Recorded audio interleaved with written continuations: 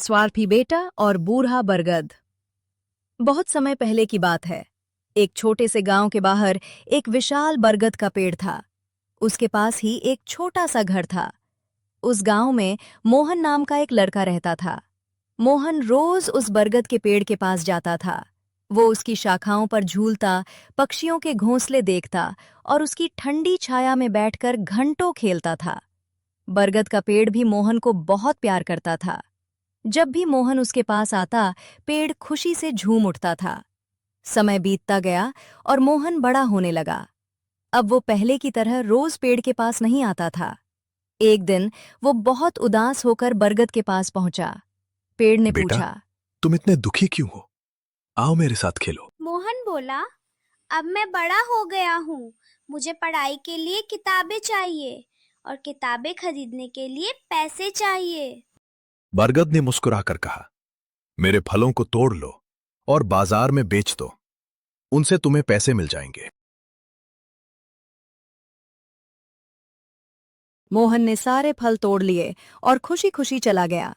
लेकिन उसके बाद वो बहुत दिनों तक वापस नहीं आया। बरगद उसका इंतजार करता रहा। कई साल बाद मोहन फिर आया। अब वो जवान हो चुका था। बरगद उसे देखकर बहुत खुश हुआ और बोला, आओ बेटा, मेरे साथ कुछ समय बिताओ। मोहन ने कहा, मेरे पास समय नहीं है।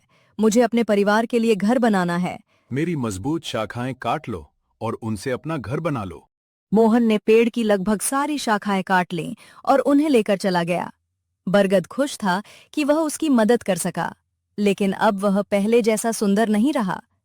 फिर कई वर्ष बीत गए। एक दिन मोहन वापस आया। उसके चेहरे पर थकान थी। बरगद ने पूछा, अब तुम्हें क्या चाहिए बेटा? मोहन बोला, मैं दूर दूर की यात्रा करना चाहता हूं, लेकिन मेरे पास नाव नहीं है। बरगद ने कहा, मेरा तना काट लो, उससे नाव बना लेना। मोहन ने तना भी काट लिया और नाव बनाकर यात्रा पर निकल गया। अब बरगद के पास केवल जड़ें ही बची थीं। बहुत लंबे समय बाद एक दिन बूढ़ा मोहन वापस लौटा।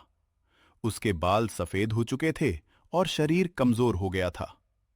बरगद ने कहा, बेटा, अब मेरे पास तुम्हें देने के लिए कुछ नहीं बचा है। मोहन मुस्कुराया और बोला, अब मुझे किसी चीज की जरूरत भी नहीं है। मैं बहुत थक गया हूं, बस थोड़ा आराम करना चाहता हूं।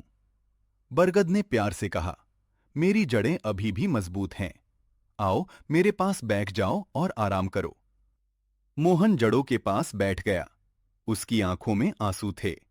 बरगद भी खुशी से भर गया, क्योंकि इतने वर्षों बाद उसका प्रिय मित्र उसके पास लौट आया था।